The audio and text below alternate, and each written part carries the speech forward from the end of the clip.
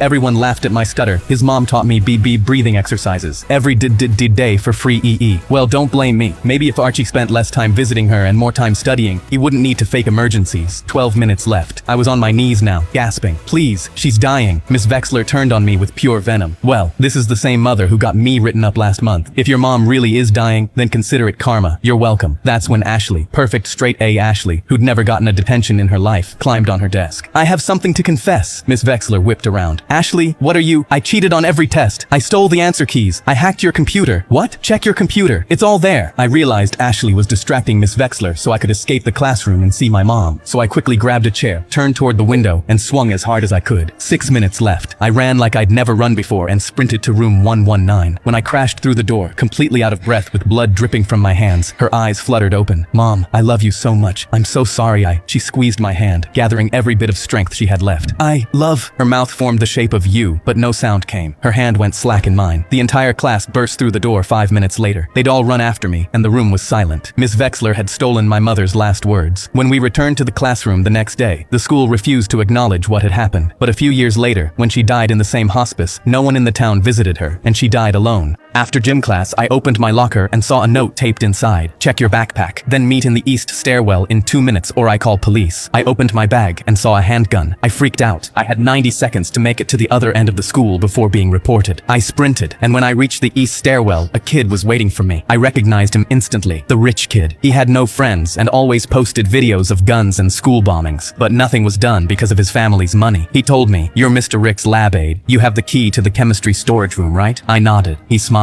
"Good. Open it during next period and walk away." I wanted to tell him no, I wasn't doing it, but he pulled out his phone and typed 911. I knew I had no choice. 5 minutes later, I was in class and raised my hand, telling Mr. Rick I needed to go organize the storage room. He smiled wide and gave me a thumbs up, and I walked to the storage room. I scanned my key and opened it, but then I decided not to walk away. I slid behind the back shelf and waited because I needed to know what this was about. A few minutes later, the door opened, and instead of the kid, it was Mr. Rick. He walked in carrying an empty briefcase briefcase and started pulling bottles off shelves. Potassium nitrate, sulfur, metal powders. My stomach dropped because those were the chemicals needed to make bombs. But why would he be taking them? And why did the kid send me to open this door? I thought about it and then realized Mr. Rick had massive gambling debt. He always joked about needing a second job. The kid's parents were rich. Rick was getting paid to make him a bomb. And then something else hit me. My name was on the access logs of the storage unit, not Mr. Rick's. Meaning, if anyone noticed the missing chemicals, the system would point to me. I was only here to take the fall. Rick locked the briefcase and walked out without seeing me, but I slipped out and followed. At the end of the corridor, I saw him meet the kid and show him the briefcase. The kid laughed, and Rick held up 5 fingers. They walked into the nearest empty chemistry lab, and I crept up to the door. I looked in and saw them combining the chemicals from the briefcase. I was now certain they were making a bomb. I sprinted to the principal's office, bursting in and telling him what was happening. I didn't care if they found the gun anymore. This was more important. He hit the emergency button, and 2 security guards responded immediately. All of us ran to the lab, and right as we got there, Rick and the kid were coming out with the briefcase. They saw us, and their faces went pale. They tried to walk away, but the guards grabbed them and forced them back into the lab. The principal pointed at the briefcase. "Open it!" Rick shook his head. The guard pulled out a gun and aimed it at Rick. Rick went even whiter and put in the code. Everyone tensed, expecting a timer. Instead, we saw 5 handmade firework shells packed in foam. "His father asked me to make fireworks for his birthday," Rick said. "It's not a bomb." Everyone exhaled, but then the kid spoke. "What? No, I told you I was gonna set them off in class." The guards tackled him. My son went to blow out his birthday candles, but his aunt leaned in last second and blew them out for him. She'd been doing this for the last 4 years, never once caring it made my son cry. Not only that, but she'd also come wearing designer dresses and professional makeup to make the day about herself. She said she was too poor to celebrate birthdays as a child, so this was her way of taking back her childhood. So when my son's 10th birthday came around, I had an idea. I brought out the largest cake I'd ever bought. It had 3 layers, weighed 8 pounds, and had the candles already lit and placed. I glanced over at her face and saw what she was planning. We sang happy birthday, and my son went to blow the candles out. That's when she leaned in like always and blew hard. But what she didn't know was that I'd hidden springs inside the cake. Springs that were held down by temperature-sensitive latches that only stayed closed when in contact with heat. So as long as the candles were lit, the cake stayed together. But when she blew them out, the heat went away and the latches opened.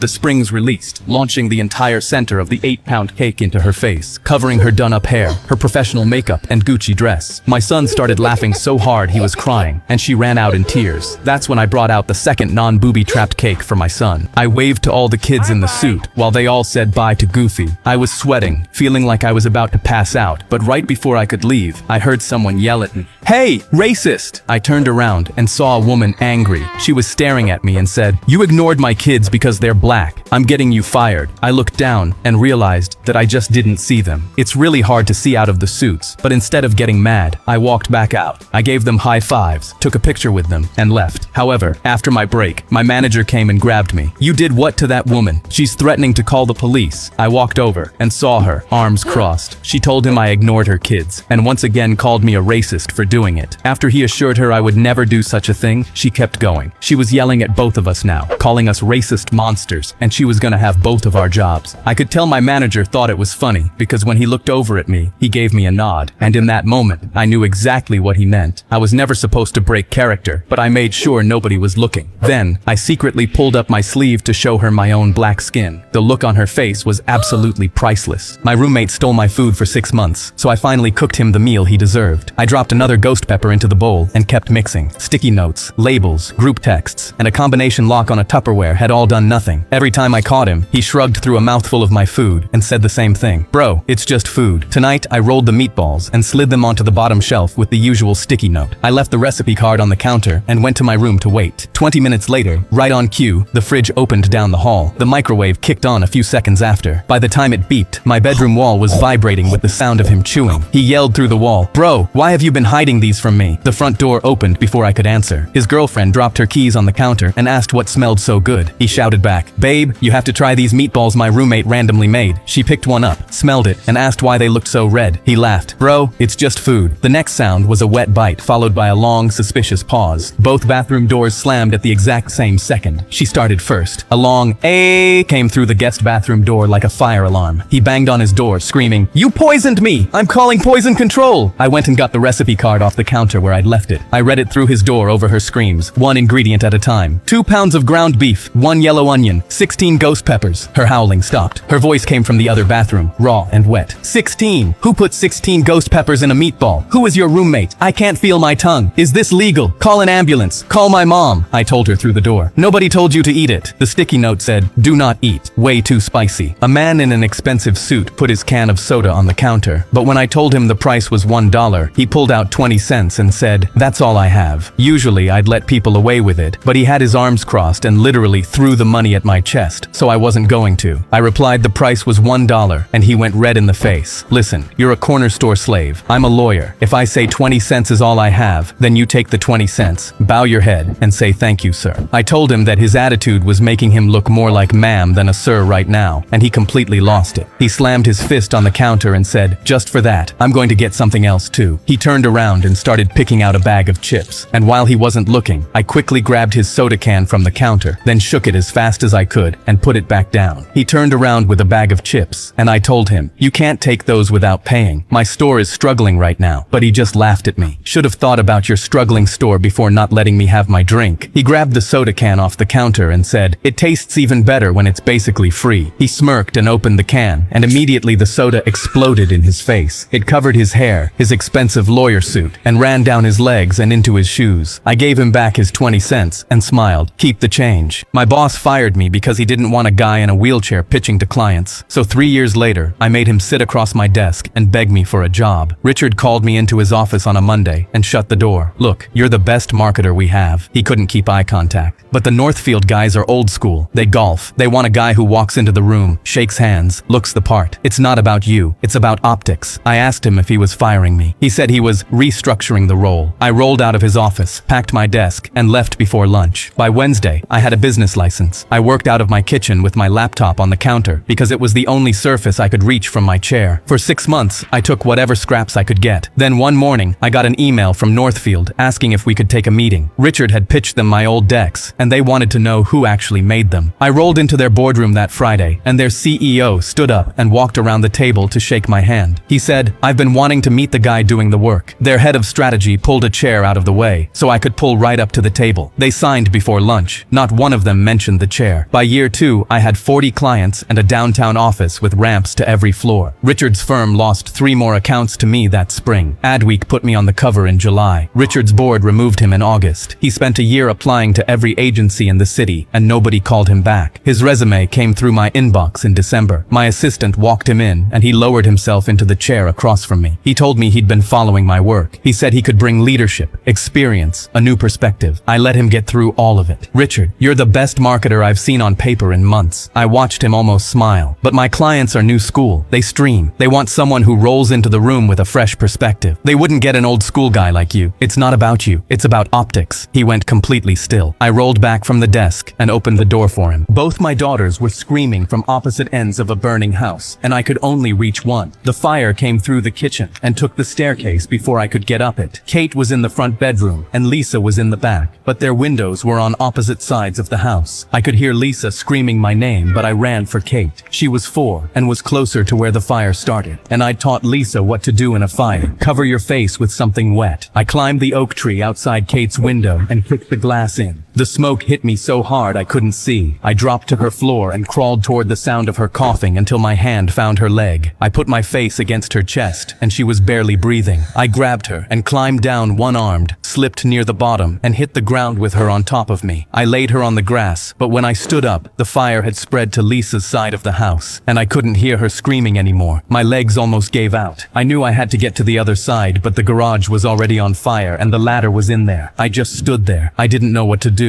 I could feel the heat hitting my face from 20 feet away, and I knew every second I was standing here was a second she was burning. That's when I saw the back fence. I ripped a plank off and stacked it on the trash can under her window. I knew it wouldn't hold me, but I didn't have anything else. I started climbing, and the whole thing bent under my weight with every step. I grabbed the window frame to pull myself up, and glass sliced both my palms open, but it didn't matter because whatever I was feeling, she was feeling 10 times worse in there. The entire floor was on fire, and the smoke was so thick I couldn't see more than a few feet in. My chest caved. I screamed her name. Nothing. I screamed again. Nothing. My hands were shaking. I knew she'd been in there too long. That's when I heard a small voice from somewhere in the smoke. Daddy, I can't reach you. I could barely see her pressed into the far corner with wet sheets around her her face. I held the frame with one hand and reached in with the other, but she was too far. Lisa, run to me right now. Daddy, I'm scared. I know, baby, but you can do it. She dropped the sheets and looked at me. She ran. I watched her disappear into the flames. I thought it was over, and then she was in my arms. My girlfriend dumped me over a Spotify playlist. We were driving to New York when my girlfriend asked me to add some songs to our road trip playlist. I added Sweet Home Alabama and Country Roads, thinking we could shout the lyrics to them. But the second the first song played, she made a U-turn right in the middle of the road. Baby, what the hell are you doing? I asked. But then she burst into tears and said, I'm breaking up with you. I sat there completely lost. But she just sped back to my apartment and dropped me at the curb. I had no idea what just happened, so I called her best friend to figure it out. But her voice came through cold. I know what you did. You're disgusting. Never call this number again. I tried calling her back, but she already blocked me. Then the next morning, I saw Lorelai had posted a picture kissing her ex with the caption, I know where home is. I sat there confused, wondering how she could run back to the ex who cheated on her 4 times the day after dumping me. But before I could even process that, someone knocked on my door. It was Lorelai's mom. I wanted to thank you for showing your true colors before things got more serious, she smiled. By adding music, she asked me to add. I asked. She laughed. Of course you don't understand. I knew you weren't right for my daughter. I felt like I was losing my mind, so I drove straight to Lorelai's house. She opened the door and looked annoyed. Lorelai, what the hell is going on? She crossed her arms. It was a test, and you failed. A test for what? Every woman in my family tests her boyfriend with a small favor to see if he only thinks of himself. You added country music when all I listen to is K-pop, so you failed. I rubbed my face. Lorelai, this is insane. Her eyes got cold. My ex added Blackpink, which is my favorite band, so he passed. At that point, I realized I'd dodged a bullet. Then a year later, I saw her engagement announcement to her ex, and because I still had her Spotify, I added a country song for their wedding playlist. I was already in handcuffs before I understood what was happening. I was eating lunch at a diner with my friend Taylor when a woman I'd never seen walked up to my table and threw her drink in my face. Cold soda dripped down my chin while the whole diner went quiet. She pointed at me and said, "You've got some nerve showing your face here." I wiped my eyes and said, "I don't know you." She rolled her eyes and walked back to her booth. The waitress came over a minute later with a tight smile. "Sir, please don't harass other customers." Taylor leaned forward. "He didn't do anything. We've been sitting here the whole time." The waitress walked off without looking at him. A couple at the next table was already shaking their heads at me. Then the manager walked over, arms crossed. "Sir, we've had multiple complaints. I'm going to have to ask you to leave." "For sitting here?" Taylor stood up. "Check the security cameras." The manager paused. "I'll check them, but I need you both outside." We walked out into the parking lot, and I still had soda drying on my face when the police car pulled in. The woman walked out and pointed at me and said, "That's him." He screamed at me and threw a drink in my face. The officer looked at me, then at the soda stain on my shirt. "Sir, I'm going to have to restrain you." I didn't say a word. He put the cuffs on and walked me to the back of his cruiser. Taylor looked at me, then turned and walked back into the diner. The woman stood in the parking lot shaking her head at me every few seconds, until the diner doors swung open and the manager walked out with Taylor right beside him, 2 cooks and a waitress behind them. The manager looked at the officer and said, "The footage shows her walking up to him and throwing her drink. He never left his seat." The officer turned to her. "I don't care. He deserves to be arrested. He ghosted me. We talked on a dating app for 1 day and he disappeared." Taylor shook his head. "He's been with the same girl for 2 years. He doesn't use dating sites." Her voice dropped to barely a whisper. But he looks just like him." The officer took my cuffs off and put them on her. The manager turned to me. "Your meal is on the house. I'm really sorry." Taylor nudged me and said, "I got your back, bruh." I finally brought a girl home for the first time in months when my roommate walked out of his room, looked her up and down, and said, "Just so you know, he still sleeps with a nightlight." She left the room laughing. Nate threw his arm around me and said, "Just keeping it real, bro," then grabbed my leftover pizza from the fridge and went back to his room. He made sure to always keep it real. He would eat my labeled food and leave a bag of gas station chips on the counter, like that made us even. He'd blast music at 2 in the morning on nights I had early shifts, and when I asked him to turn it down, he'd say, "It's a Friday, live a little." It was Tuesday. Then one night I came home, and the girl from that night was sitting on my couch. She was dating Nate. Mia was there every night after that, using my groceries, leaving dishes in the sink, and scattering her clothes everywhere. One evening I walked in and caught them slicing open Amazon boxes with my $60 kitchen knives. Nate didn't even look up. He just laughed and told her he pays half the rent, does most of the cleaning, and his job pays for all the nice stuff. He's my golden goose. Why would I ever leave him? I walked out, found a studio across town that same week, and told Nate I was moving out. His eyes popped out. "You can't just leave. I can't afford this place alone." I packed my things and said, "Just keeping it real, bro." I carried my boxes into my quiet studio, hugged the only girl who never laughed at me, my Sabrina Carpenter body pillow, clicked on my nightlight, and slept better than I had had in years. I let a room full of grown men playing Pokemon make fun of my 9-year-old daughter. She walked into the card shop holding my hand and her little pink deck box. The owner looked at her and laughed. "There's a Pokemon tournament today. She can't be older than 9. These guys would eat her alive." But my daughter shrugged and said, "I won't cry, Daddy." I squeezed her shoulder. "I know you won't." He shook his head, took our entry fee, and slapped a name tag on the counter. "Your funeral." Her first opponent looked at me instead of her. "Dude, seriously? You really brought her here to waste everyone's time?" He looked down at her. "Do you even know how this game works? Or did your daddy just buy you a fairy deck because you like the pretty pink Pokemon?" She started shuffling her cards without answering. He told his friend, "I'll go easy on her so she doesn't cry." Back in 5. She beat him in 4 turns. Her second opponent complained loud enough for the whole store to hear that he had to waste a round playing against a literal infant. This is a real tournament for people who actually know how to play, not daycare. My daughter said, "I know how to play," in a voice so small he had to lean in to hear her. He snorted. "Sure you do, sweetheart. Let's just get this over with so I can play someone who doesn't need a booster seat." She beat him so fast he demanded a judge watch the next game because there was no way a child could beat him fairly. When she beat him again even faster with the judge standing right there, he threw his cards down and stormed out. For the final round, she faced a guy who had been glaring at us all night. He cracked his knuckles across the table. "Sorry, kid. Playtime's over. Those guys let you win because they felt bad." He glanced at her name tag, and his whole body went still. "Top 10 in the country?" My daughter looked up at him. "Are you ready to play now, mister?" His hands were shaking so bad he dropped his cards twice. People abandoned their own games to watch a 9-year-old in pink and a grown man's winning streak. She looked up at me after the last game. "Daddy, that was way easier than the kids at regionals." I picked up her prize money and her little pink deck box, and we walked out hand in hand. She didn't cry. They almost did. I pulled into the last free disabled parking spot, and a man started stomping towards me. He started tapping his knuckles on the glass so hard I thought it was going to crack. "Move. I'm disabled. You're clearly not. This spot is for my daughter with PTSD," I said calmly. He leaned down and looked into the back seat. "Why do you have PTSD, little girl? Is it because your mommy is gone?" he asked, mocking her. My daughter curled into a ball and started crying. "She's dead," she squeaked. The man laughed. "I don't blame her. If I was with your ugly dad and had you as a daughter, I would have wanted to die too." Then he noticed her arms and saw her scars. He rolled up his sleeve and slapped his own arm. "Look, I'm self-injuring it too. Where's my parking spot?" I saw his phone filming my daughter having an anxiety attack and slapped it out of his hand. It flew across the pavement. He then literally crawled under the car to find it. Then I heard my daughter laugh. "What are you laughing at?" She pointed over my shoulder. A white SUV was backing into the spot where the man's legs lay. The guy was writhing on the ground. My daughter yelled too. "You wanted to be disabled? You got it, mister." This story was really nice. Mrs. Whitley held up her hand. "Stop. Nice is a nothing word. Give me 3 better ones and use each in a sentence." She did this every single class. You couldn't say nice, bad, fun, cool, or good without getting stopped and sent to the dictionary. One of my classmates leaned over after the 3rd correction in one period and whispered, "What if we gave her what she wanted?" The next morning, someone walked in and said, "Good morning, Mrs. Whitley." She raised her hand. Before she could speak, he corrected himself. "My apologies. The atmospheric conditions this morning are absolutely invigorating, and the fluorescent ambiance of your classroom fills me with an overwhelming sense of scholastic enthusiasm." She lowered her hand. "That's actually wonderful. See, doesn't that feel better than good?" During the same period, a girl raised her hand. "Mrs. Whitley, may I request temporary leave to vacate the premises and access the communal sanitation chamber?" She paused. "You mean the bathroom?" "I believe that's the primitive term. Yes." She let her go, but her smile was gone. The next day, a kid raised his hand during a reading assignment. "Mrs. Whitley, might I trouble you for assistance in obtaining a graphite-based instrument traditionally utilized for the purpose of written expression?" She stared at him. "You want a pencil, if that's what you'd like to call it." By day 3, every answer on every assignment was a paragraph. Every question was a speech. She called on a kid for a 1-word answer, and he stood up and delivered a 45-second monologue that used the word nevertheless 3 times. She shut her book. "Please, I am begging you, just talk like normal people." A kid in the back raised his hand. "Mrs. Whitley, are you requesting a regression to the primitive and unsophisticated linguistic patterns you once so passionately implored us to abandon?" She grabbed her head with both hands. "Yes, please just use normal words." On the next assignment I wrote, "This book was really nice." She gave me a B+.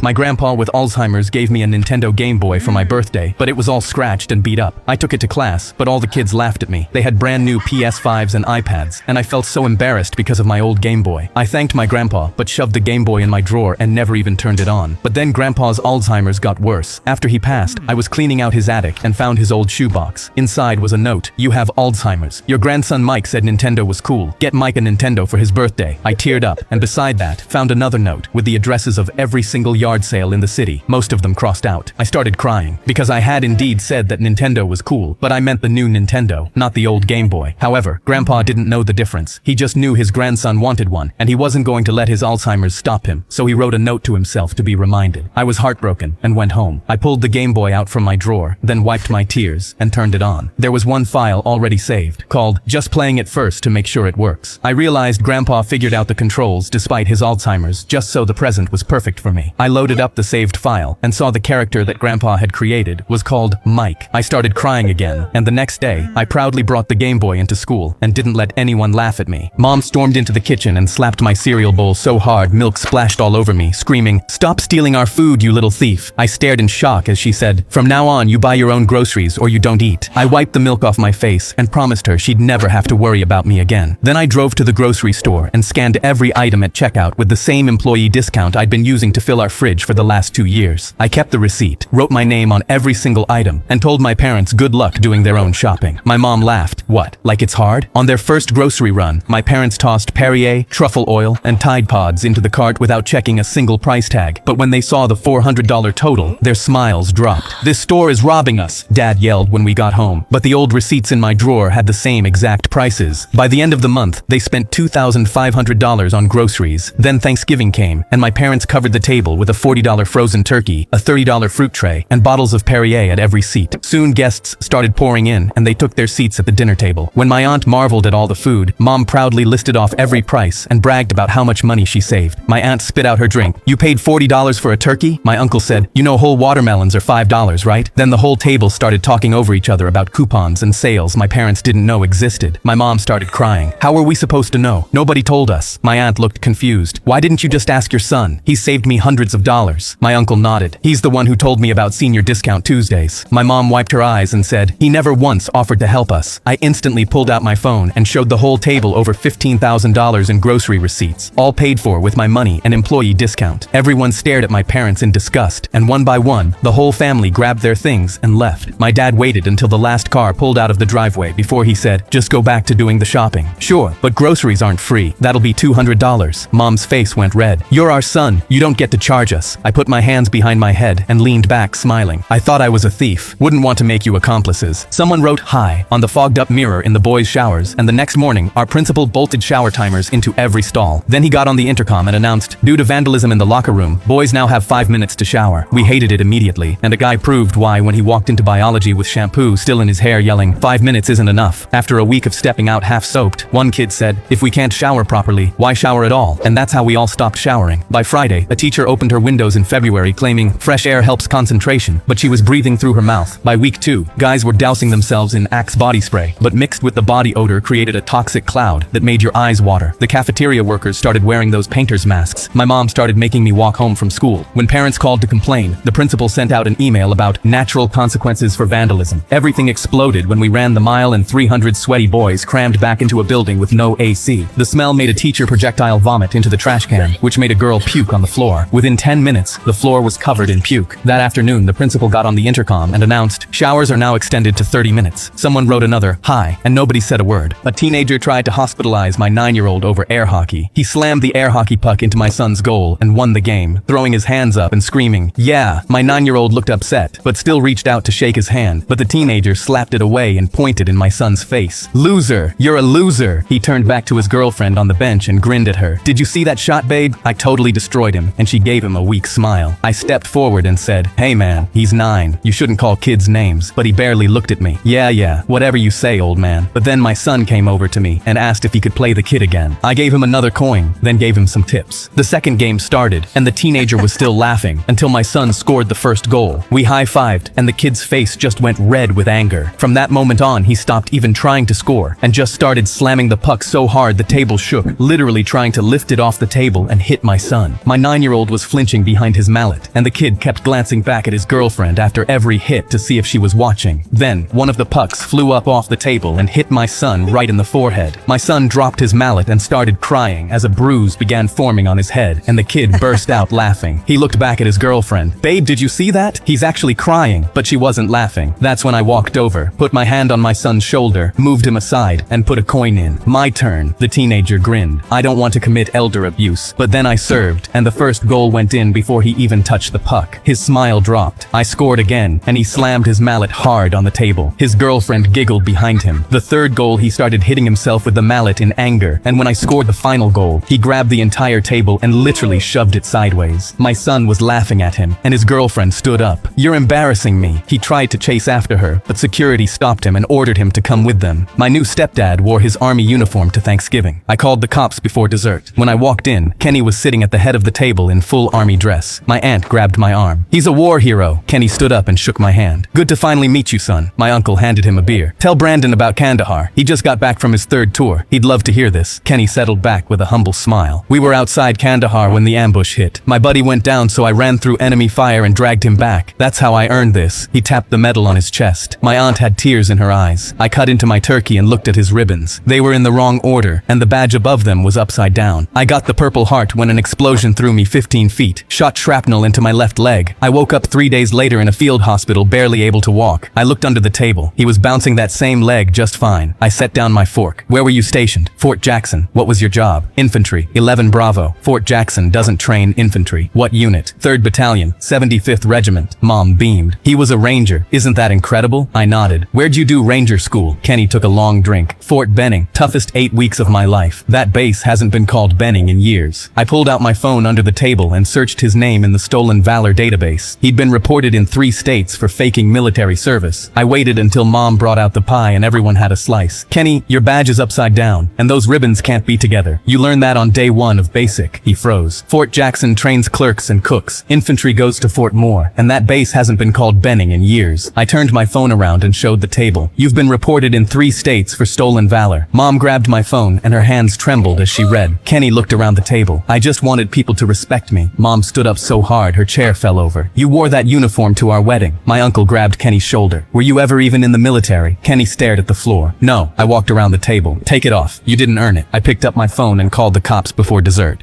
My friend pulled up in his dad's new sports car. "Come on, man. Let's see how fast it can go." I was nervous, but I got in. Within minutes, he was speeding down the road going 80. I saw the sign pass us. "Speed limit, 45. "Whoa, slow down, man. What if there's a cop?" He pressed the gas harder, but then the car lit up red and blue. There was a cop behind us. He instantly started sweating. "Oh my God, what do I do? What do I do?" Another cop was in front of us. "Pull over right now." He slammed on the brakes and they boxed us in. He started panicking. "Oh my God, I'm gonna lose my scholarship. We're gonna go to jail." I knew we had to do something quick. We were going so fast, we'd for sure get thrown in jail. That's when I got an idea. I grabbed my flip phone and dialed 911. 911, what's your emergency? I took a deep breath. "Hello? I just saw someone walk into the bank with a shotgun. Please get here quick." I hung up and saw the cops walking towards our car. They already had their handcuffs out, hands on their weapons, and looked furious. But then, their radio turned on. Both of them froze. He grabbed it and said, "What?" They looked at each other and instantly ran back to their cars. He stopped at our window and yelled, "Slow down next time." We were both panting, drenched in sweat, and I immediately broke my phone in half and threw it into a lake. My general went to eat his breakfast bagel, but a huge circle of sunlight was hitting his face, and he just couldn't see. He could have simply moved to another table, but he just sat down and didn't feel like getting up. So he picked up his radio and called the captain. "Hey, our patrol needs to be shifted 15 degrees south. It's urgent." Then he put the radio down and just sat there, squinting at the sun. I had no idea what he was doing, until a minute later, I felt the floor beneath me tilt. The whole ship, thousands of tons of steel, and hundreds of crew members, all slowly started turning in the middle of the ocean. That's when I saw the circle of sunlight blinding him, slide off his face, and onto the wall behind him. This man had just redirected an entire military warship to avoid standing up. He looked at me, gave me a grin, and took a bite of his bagel. I got home from my 18th birthday party, and my mom was throwing out trash bags filled with my clothes. "You are disowned. I don't even have a car. Not my problem anymore. Get your junk off my property by 5 or I'm calling the cops." She slammed the window shut. My whole life she never bought me new clothes, never packed my lunch, never showed up to a single game. And now this. I called my best friend Bellamy, and he pulled up in his mom's truck 5 minutes later. I tossed the bags in the back. I wished I was adopted. My mom had to give up a baby when she was 18. She'll get it. As soon as we arrived, Bellamy's mom wrapped both arms around me. "You are always welcome here for as long as you need. I just don't understand why she'd do this." She pulled back and held my face. "I'm a cop, so I can do some digging on your mom for you if you want." I nodded. Every night after dinner, Sia and I went through my mom's college transcripts and medical records but found nothing. Weeks of dead ends. Until one afternoon when Sia walked into my room with her hands trembling. "Are you okay, Mama Sia?" Tears were already rolling down her cheeks. "I found out why your mother did what she did." "How bad?" She grabbed both my hands. "That depends on whether you'll ever trust me again. Your mother adopted you when you were 4 days old." I pressed my back into the chair. "There's more." Her voice broke. "I found your birth mother." "Who?" She looked me dead in the eyes. "Me. I was 18 when I got pregnant with twins. I couldn't take care of you both. Twins. I turned around. Bellamy was standing in the doorway. My best friend, my brother, my twin. Sia held my face the same way she did that first night on the porch. Welcome home. I was sleeping when my roommate screamed, "Oh my God!" I immediately jumped up and ran down the hall, and when I got to his room, What's wrong? He was looking into his pants. There's something wrong with it. What? Wrong with what? But as he kept grabbing his pants, I realized what it was. He took another look in his boxers and instantly started to lose balance. I think I'm dying. Please help me. He almost passed out, and I had to hold him up. Just get me to a doctor, please. I threw his arm over my shoulder, carrying him out to my car. I knew this was bad. We burst into the emergency room, and he was screaming in pain. The nurse asked him his pain level, and he yelled, 10! She knew this was serious. She gave him an ice pack, and as everyone in the waiting room saw where he put it, they gasped. The doctors immediately ran out and took him back. Please, doc, you have to save it. He put on his gloves and told my roommate to drop his pants. But as soon as he saw, he looked terrified. Oh no, this is not good. This is not good at all. My roommate started to hyperventilate. What do you mean not good? Please tell me you can fix it. But the doctor shook his head. I'm afraid it has progressed too far. We're going to have to amputate. My roommate's eyes went wide. Amputate? Are you kidding me? He instantly pulled up his pants, limping towards the door. We're leaving right now. He ran outside, and when he saw the Chinese clinic across the street, he pointed. There, they'll be able to help me. We ran over, and as he burst in, writhing in pain, the Chinese nurses immediately brought him back. Dr. Huang came in, asking him what happened. My roommate dropped his pants, saying, please, the other doctor told me it's irreversible. He said amputation, but Dr. Huang took one look and didn't look worried at all. He immediately knew what to do. Ah, stupid American doctor. Always just want amputate to make more money. My roommate instantly relaxed. Oh, thank you. He reached out and hugged Dr. Huang. We don't need to amputate it? Dr. Huang nodded. Yes, no need amputate. Just wait 2 weeks. Fall off by itself. I tried to collect my sick daughter from daycare when a woman stopped me. What are you doing? You guys were the ones that called me saying she had a burning fever. Through the window, Hazel was curled up, clutching her stomach. Daddy! The director yanked the blinds shut and pointed to her binder. Only the primary guardian can pick up during a medical emergency. Her mom is the primary. You're the secondary. Please just give her to me. We're divorced. I have weekday custody, and her mom is 2 states away. She closed the binder. No exceptions. The rules protect our license. I pulled out my phone and called Hazel's mom. Once, twice, 3 times. Voicemail. Through the crack in the door, Hazel was barely moving. A red rash was spreading down her neck. She has a weak immune system, and the last time she had a fever, she almost died. Please just let me take her to the hospital. No, protocol is protocol. I pulled out my phone and dialed 911. My 4-year-old has a high fever, and they won't let her own father take her to a doctor. They told me they were 10 minutes away, but that wasn't good enough. I looked past the angry woman and saw it. A red fire alarm. I knew all I had to do was pull it. I quickly distracted her by asking, so what would happen if a staff member didn't follow the protocol? And as she looked down at her binder, I ran past her and yanked down as hard as I could. The alarm exploded through the hallway. As staff rushed the kids out, I grabbed Hazel and rushed straight to the ER. When the doctor finally looked at Hazel, he put his hand on my shoulder. You did a good thing bringing her in today. She has scarlet fever. 2 more hours and her organs would have shut down. As they treated her, I drove back to the daycare and the officers had already left. The director looked up with a smile. Oh, Mr. Fisher, will Hazel be returning next week? I slammed the hospital papers on her desk. You were so busy protecting yourself from imaginary lawsuits that you got a real one for child endangerment. She smiled nervously. How about instead we give you a discount? The rest of the yearly tuition is on us. I got ready to walk out. How about instead you trust that a father knows when his daughter needs help? My school said a prayer for a girl who faked every injury she ever had. This girl came to school with a different cast every other week. She'd hold her arm out in the hallway and cry until someone signed it. I signed one that morning right before the whole school got called to the gym for an assembly. Halfway through, her mom walked in. She went straight to the director and whispered something in his ear. He picked up the microphone and called the girl down. Her mom leaned in and whispered something, and the girl let out a scream so loud it echoed off the walls. She yelled, "Oh my God," and started sobbing before she even made it to the door. She collapsed halfway there and just kept crying on the ground until her mom dragged her outside. 10 minutes later, she walked back into class with her eyes swollen shut and sat down without saying a word. She put her head on her desk and sobbed through the rest of the day. Nobody said anything. Teachers didn't even ask her to pick her head up. That night, her friends texted her and she only wrote back, "Why couldn't it have been me?" By Monday, a kid in my class said her dad and little sister got into a car accident and neither of them survived. The school held a prayer for her and passed around a card for everyone to sign. Her desk sat empty for over a week. When she finally showed up, her friend asked about her dad. She scrunched her face. "What about my dad? My mom told me she couldn't pick me up because my sister broke her pinky and she had to take her to the hospital." Nobody knew what to say. The whole meltdown was because she had to walk home. And on the walk home, she tripped on her shoelaces and scraped her knee. That was why she missed over a week.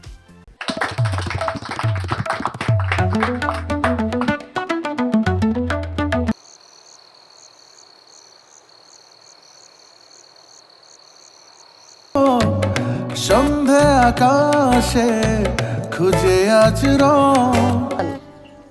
না মানে এই হ্যাঁ ইয়ে ওই যে cinema, Shahrukh খানের cinema দেখতে দেখতে বড় হয়েছি না।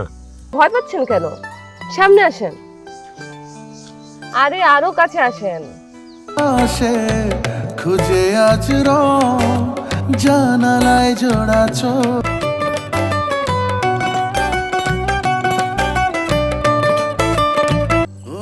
আগে দায়িত্ব ছিল না, তাই হারানোর ভয়ও ছিল না। আর এখন দায়িত্ব আছে, তুই ছাড়া কিন্তু আমার কেউ নাই। হ্যাঁ আমি জায়গায় থাকতে পারবো না, তুইও ঘুমাই পড়। আচ্ছা আমি যাইতেছি।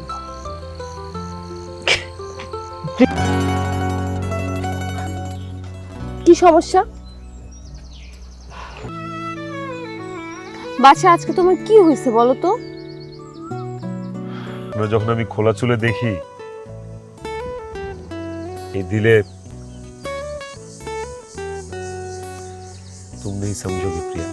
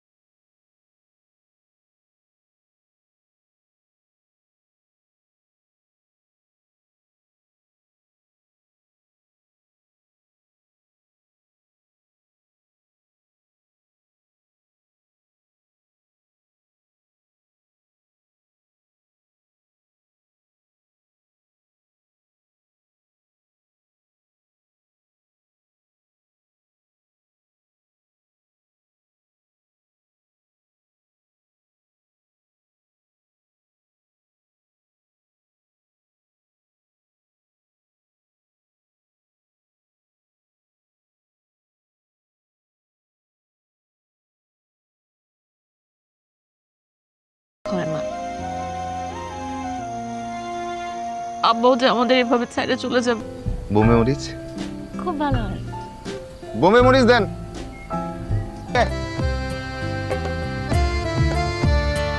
দেখতো ফুচকাটা হলো কিনা। একটু নেন না। আচ্ছা ঠিক আছে, মামা আসুক তারপর শুরু করি। আমরা সবাই মিলে তোরে মাফ করে দিল, আল্লাহ তাআলা তোর জীবনও মাফ করে।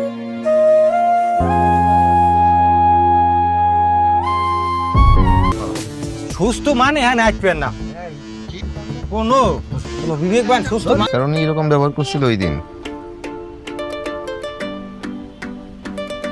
পানিটা খাও। আহা বসতে দে, বসেন না।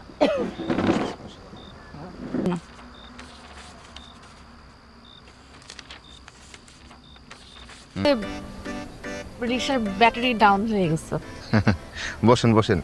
কি মা, তুমি এসব চিন্তা করো কেন? এক নাম্বারই দিছি, তোমার আম্মা ভালো হয়ে যাবে। চল। ধন্যবাদ। একটা মিনিট, আপনি মেডিকেলেরই কিছু একটা ব্যবসা করেন? তুই জানো না কি করে? কিছু খাবা না? আপনারা কথা শেষ করেন, তারপর খাবেন। আসতে পারলি না? কাম কাজ গুছাইছো কিছু? না, তুমি গুছাইছো? আমিও তো কিছু গুছাইতে পারিনি। নতুন ডাইরেক্টর আইছে, আইসিবার বলে মেডিকেলের অবস্থা ভালো, পাবলিক সব দেই হেনে যায়।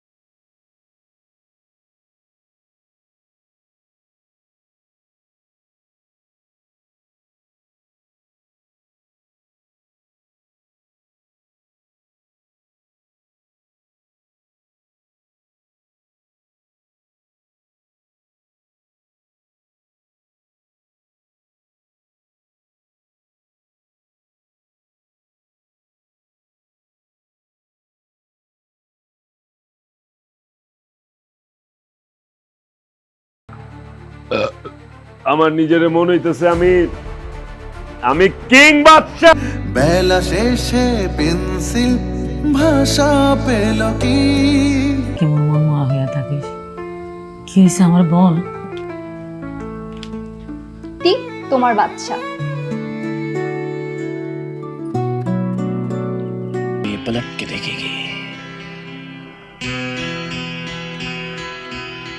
এমনি সূত্রাবো আমি জানি না। আমার কাছে আইডিয়া আছে। জামশেদ চাচার খবরে নিয়ে গেছে মানে উনার খেতে ঢুকছিল তাই। আলার পুদায় পোলাপান ডাকতে। আমি তোমারে হারাইতে দিব না। এবার যাও।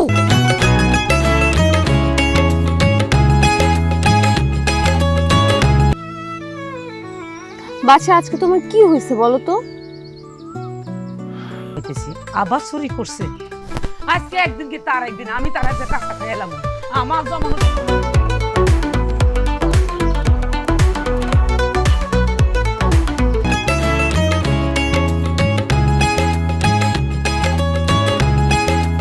কেন?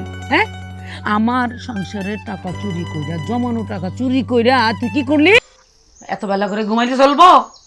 তুরু এত ভালো একটা স্বপ্ন দেখতেছিলাম, আর আমার সং কইলা না একদিন আইসো, আমার পারফরমেন্স দেখতে আইসো, দেখো মানুষ কেমনে তালি দেয়।